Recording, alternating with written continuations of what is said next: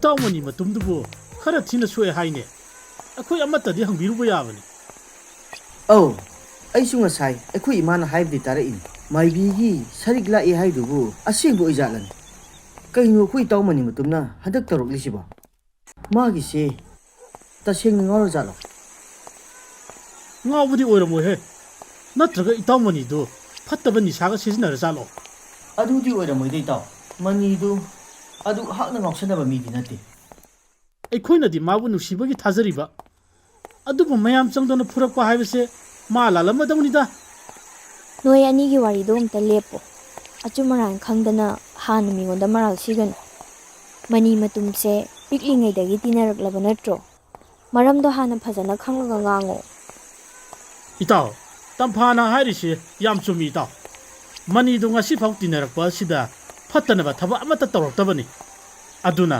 ꯀꯃꯥꯏꯅ ꯇꯧꯔꯤꯅꯣ ꯍꯥꯏꯗꯣ ꯑꯃꯨꯛꯇ ꯊꯤꯗꯣꯛꯁꯤ ꯍꯣꯏ ꯏꯇꯥꯎ ꯑꯗꯨꯁꯨ ꯆꯨꯝꯃꯤ ꯂꯥꯛꯑꯣ ꯉꯁꯤꯒꯤꯗꯤ ꯌꯨꯝꯗ ꯍꯟꯅꯔꯁꯤ ꯍꯟꯗꯛ ꯁꯟꯗꯦꯗ ꯏꯇꯥꯎ ꯃꯅꯤ ꯍꯣꯏꯗ ꯆꯠꯂꯨꯔꯁꯤ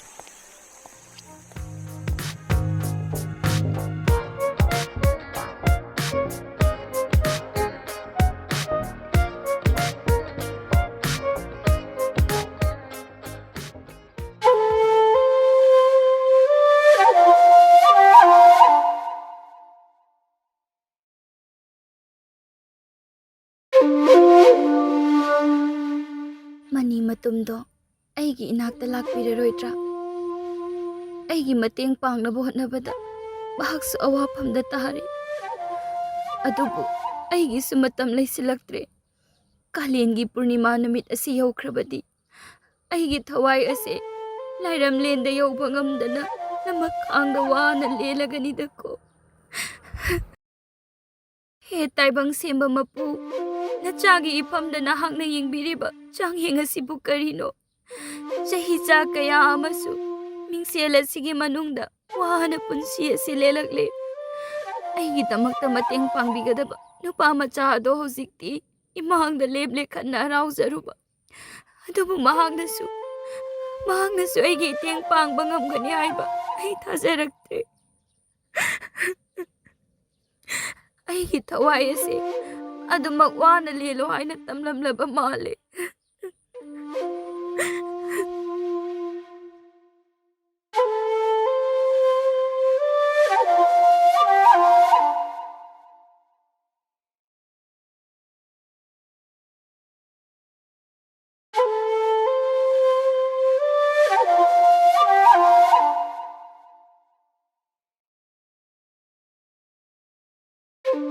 이모, 까이도 ngasi nangna tawriba thabak asibo imadi nangga chap phadan adu phattaba thabak tubu isada tawramliba se karigido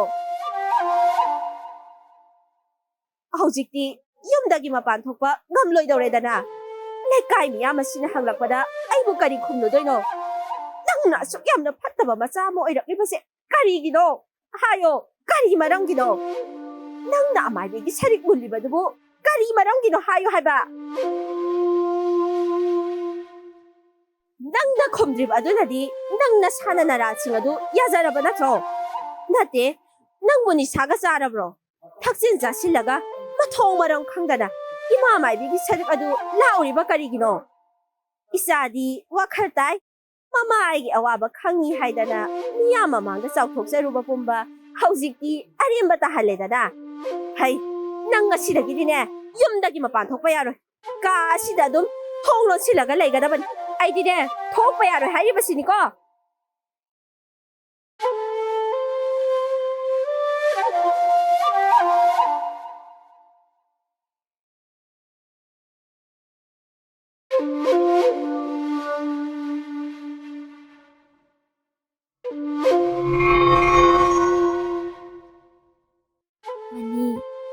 Manimatum, nangdi ningaydana tumdunaba leithoi.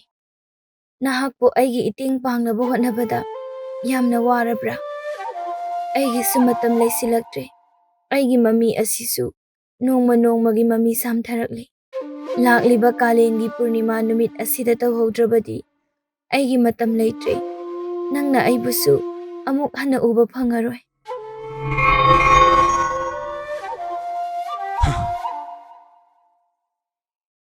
ꯂꯥꯛꯂꯤꯕ ꯀꯥꯂꯦꯟꯒꯤ ꯄꯨꯔꯅꯤꯃꯥ ꯅꯨꯃꯤꯠ ꯍꯥꯏꯕ ꯑꯗꯨꯗꯤ ꯑꯩ ꯍꯧꯖꯤꯛ ꯀꯩꯗꯧꯒꯅꯤ ꯐꯔꯦ ꯑꯩ ꯅꯨꯄꯥ ꯃꯆꯥꯅꯤ ꯍꯥꯏꯈꯤꯕ ꯋꯥ ꯉꯥꯛꯄ ꯇꯥꯕꯅꯤ ꯏꯃꯥ ꯍꯧꯒꯠꯇ꯭ꯔꯤꯉꯩ ꯑꯩ ꯂꯣꯟꯅ ꯊꯣꯛꯍꯧꯔꯒꯦ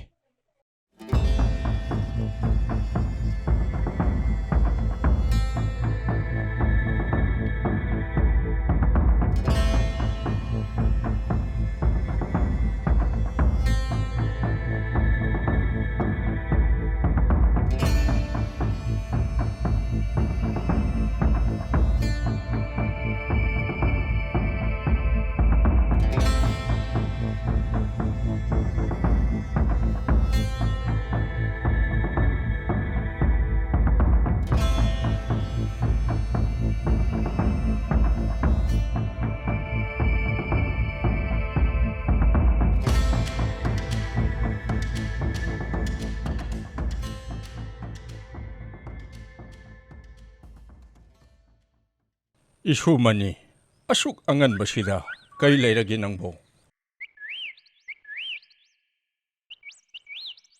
Pupu, ngarang mangda pupu urame. Aduda kay daw yawrab zano na ngan na hekta hangba laglini. Ihe, adugi wari ang aw baside. Mangi wabo kay no, pupu kasu taw dine. Adubu pare, isu thoyba lakpagi, hinjang ahaw ba matong naga sa toksi. Hoy pupu, ay imong da changlamagi ko.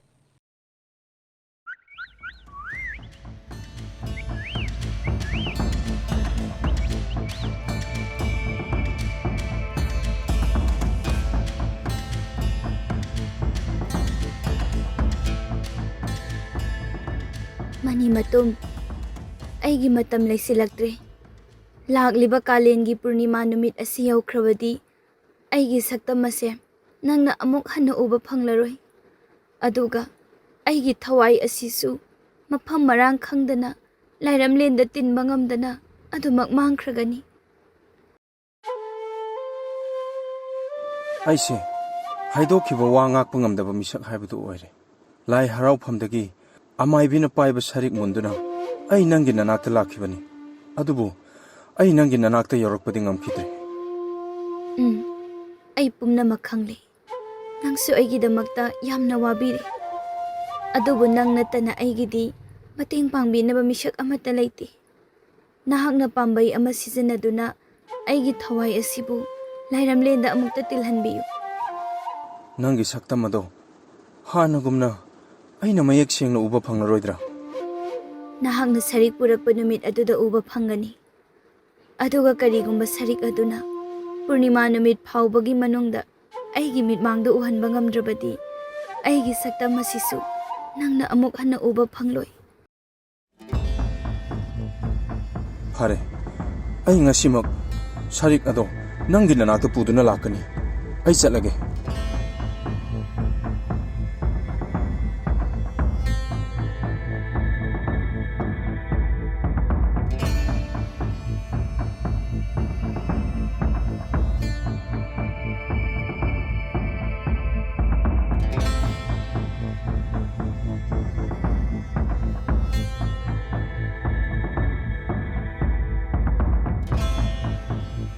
Mani, kaino nang ngasi tarum liba mo ngase. Tampha, ay yamna luba thaba amagi lakpani. Ay chatke. Yamna luba thabak hairibasi kaino. Aingonda haiba yadabra. Tampha, hojik madugi matam natre. Ay thianglabani. Ay chatlage. Ngai ko mani. Nang ngasi laklibase. Ima Maibigi Sharik huran malakliba natra. Kaygino, aduk phatraba thabak adubu nangna tawribase. Nang hanaga manadaba mong watong mayam ama pulise kaygino. Tampha, nang madu hanglanu. Ay Maibigi Sharik adu lawdaba yadabani. Maramdu aingonda haiba yadabro. Aise nangga piklingidagi luna tinaraklaba natro. Nangna awaba taraga ay nungayramgani khanbro. Lekay miyamna aduk thina phuraba phawba nangna hanjin Sharik adu bulawge khalliba karigino. Nang aingonda maram hanglanu Tampha. Matam laisilaktre. Aduga nang maram su khangnaba honarakanu. Nangonda karisu kanaroy.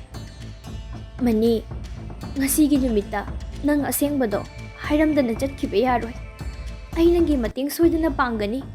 Karigumba ꯅꯪꯅ ꯃꯔꯝ ꯑꯗꯨ ꯍꯥꯏꯌꯨ ꯍꯥꯏꯕ ꯌꯥꯗ꯭ꯔꯕꯗꯤ ꯂꯩꯀꯥꯏ ꯃꯤꯌꯥꯝ ꯇꯥꯅꯕ ꯑꯩ ꯂꯥꯎꯒꯅꯤ ꯑꯗꯨꯒ ꯅꯪꯕꯨꯁꯨ ꯆꯩꯔꯥꯛ ꯄꯤꯍꯟꯒꯅꯤ Manimatum nang aibu thajadabro aibu nangi asengbo marup amani khallabadi nangi wari pumba aikonda liduna khanghallu ai nangi nating pange Tampha aigi wari asida nangna thajagadra thajaroidra haibadudi ai khangde adubu miyoiba kana amagi mafamda thoklaroi thogdo ama aigi ifamda thoklare Matau asumna Manimatumna ingelai amadi mahaka thingnakibagi wari ingelaigi haukraba wari pumba Tampha liduna khanghalami Mani angakpadana thallaba wari ma ngasidi nangna ifamda tahallare Tampha haujik tina haksu wari adu khanglaba natra aduna ai ima maibigi sharik adu lawdaba yadi Hari Mani Sharik ado aina ngamnaba nangi nafamda sinarage nangna lona lawbadudi tawgano miyamna nangbu lana ubibase ayamna nuwaite nangna karamna sharik adu aingonda pigadawribano ngasigi numitta ai ima amaibigi mafamda haijaduna Sharik ado lawraklage nangaibu thajawmani ai nangi nating soidana pangani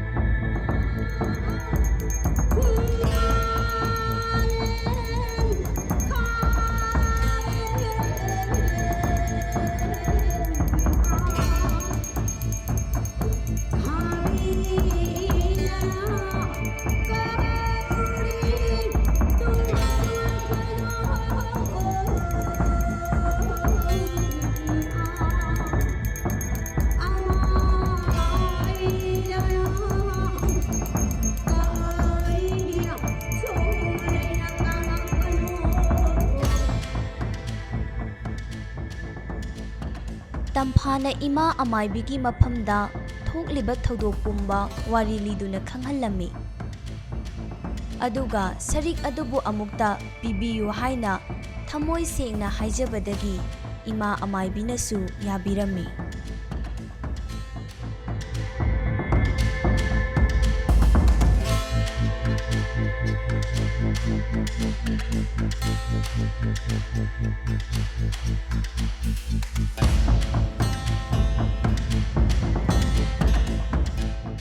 Pari nahaki wari pumba ima tare nahakti isam samba mi natedo taibang mapuna thaujan biraba misak amani sese Sharik ase lawsalu Sharik asigi matengna nupi macha adugi thawaibu lairam lenda yauba ngamba oirasanu adubu pari nahakna lairo yaudringai Sharik ase imagi nakta amuk thila uko imana ngasi tawriba thabak ase taibang kanana tawnadaba thabakni adubu miyoiba amagi punsibo kanbiba haibasidi taibangi chanabini ima maibi imana ngasi nachagi awaba potlum ama thangdabire imagi tawbiman nachana punsigi kaujaro nachana soikiba lankiba yawrabasu ngakpiyuko Pari thintaraganu chalo thawai aduna nangbu wana ngairaga leiramlagani hoi ima Tampha lao chalase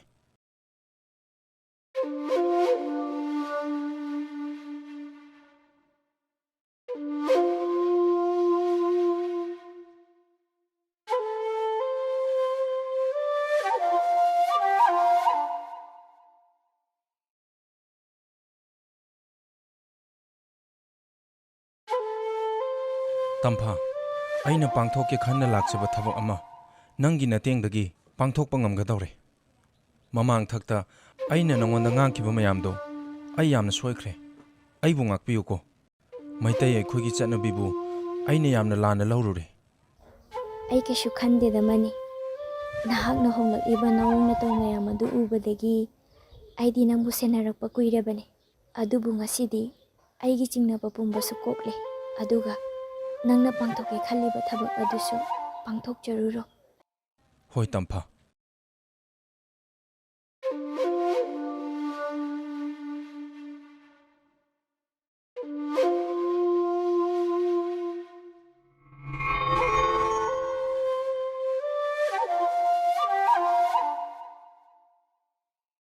ꯑꯩ ꯂꯥꯛꯑꯦ ꯍꯧꯖꯤꯛꯇꯤ ꯅꯪꯒꯤ ꯑꯋꯥꯕꯗꯣ ꯀꯣꯛꯂꯅꯤ ꯑꯩꯅ ꯁꯔꯤꯛ ꯑꯁꯦ ꯄꯨꯗꯨꯅ ꯂꯥꯛꯂꯕꯅꯤ money ꯑꯩ ꯅꯪꯕꯨ ꯂꯥꯛꯄ ꯉꯥꯏꯕꯗ ꯌꯥꯝꯅ ꯋꯥꯔꯦ ꯃꯇꯝ ꯀꯨꯏꯅꯗꯒꯤ ꯑꯩꯅ ꯅꯤꯡꯖꯔꯛꯄ ꯃꯪꯂꯥꯟ ꯑꯃ ꯉꯁꯤꯗꯤ ꯃꯪꯐꯥꯎꯅꯔꯦ ꯑꯗꯨꯗꯤ ꯐꯔꯦ ꯃꯅꯤ ꯁꯔꯤꯛ ꯑꯗꯨ ꯈꯤꯡꯂꯣ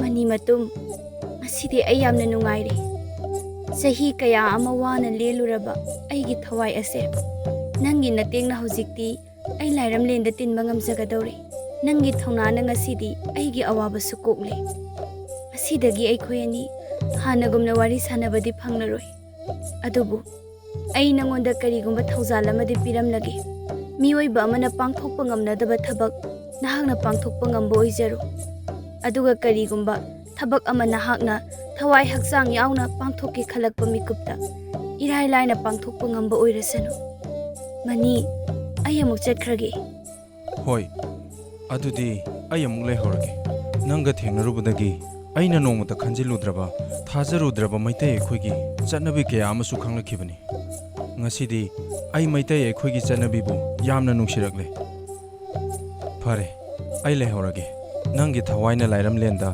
ꯏꯪꯅ ꯆꯤꯛꯅ ꯂꯩꯕ ꯑꯣꯏꯔꯁꯅꯨ